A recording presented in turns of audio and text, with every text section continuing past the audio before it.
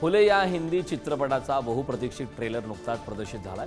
महात्मा ज्योतिबा फुले आणि क्रांतिज्योती सावित्रीबाई फुले यांच्या समाज सुधारणेच्या संघर्षमय वाटचालीवर आधारित हा चित्रपट येत्या 11 एप्रिल 2025ला चित्रपट प्रेक्षकांच्या भेटीला येणार आहे। विशेष म्हणजे त्याच दिवशी महात्मा फुले यांची जयंतीही आहे। अभिनेता इम्रान हाशमीने आपल्या दमदार अभिनयाच्या जोरावर बॉलिवूडमध्ये वेगळं स्थान निर्माण केलं। आता लवकरच इम्रानचा आवारापन या 18 वर्ष जुन्या चित्रपटाचा सिक्वल प्रेक्षकांच्या भेटीला येणार आहे। इम्रानने त्याच्या सोशल मीडिया अकाउंटवर पोस्ट शेअर करत चाहत्यांना माहिती दिली आहे। 3 एप्रिल 2026ला हा सिनेमा सर्वत्र प्रदर्शित करण्यात येणार।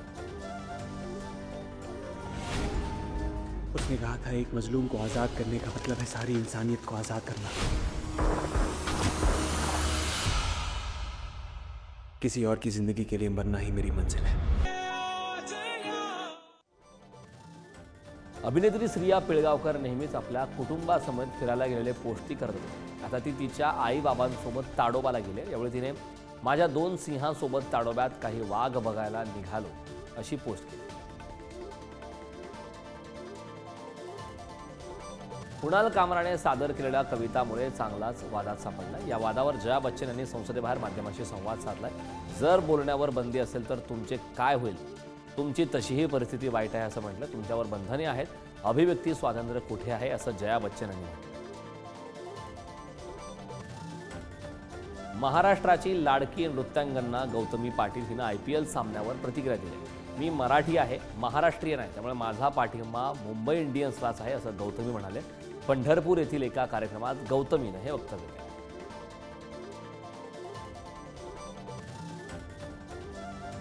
अभिनेत्री दीपिका पादुकोणनं ऑस्करवर नाराजी व्यक्त केली। भारताचा लापता लेडीज ऑस्करमध्ये निवडला गेला नाही म्हणून दीपिकानं नाराजी व्यक्त केली। या संदर्भात एक व्हिडिओ दीपिकानं तिच्या इंस्टाग्राम अकाउंटवर शेअर केला।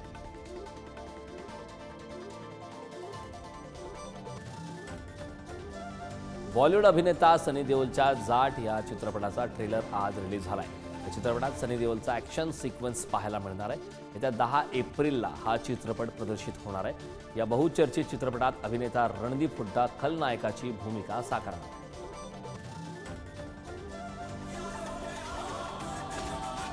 ये नॉर्मल आइटम नहीं है,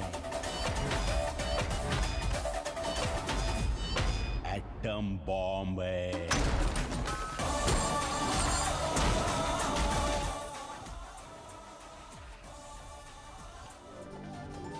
सुशांत सिंग प्रकरणात रिया चक्रवर्तीला क्लीन चिट मिळाल्यानंतर अभिनेत्री दिया मिर्झानं यावर भाष्य केलंय।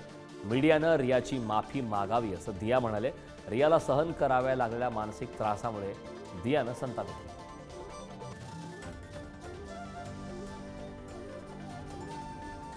रिया चक्रवर्ती सिद्धिविनायक बाप्पाच्या दर्शनासाठी गेली। सुशांत सिंग राजपूतच्या केसमध्ये CBIकडून क्लोजर रिपोर्टनं रियाला दिलासा मिळाला। त्यानंतर रिया चक्रवर्ती थेट बाप्पाचं दर्शन घेण्यासाठी दादरच्या सिद्धिविनायक मंदिरात पोहोचले।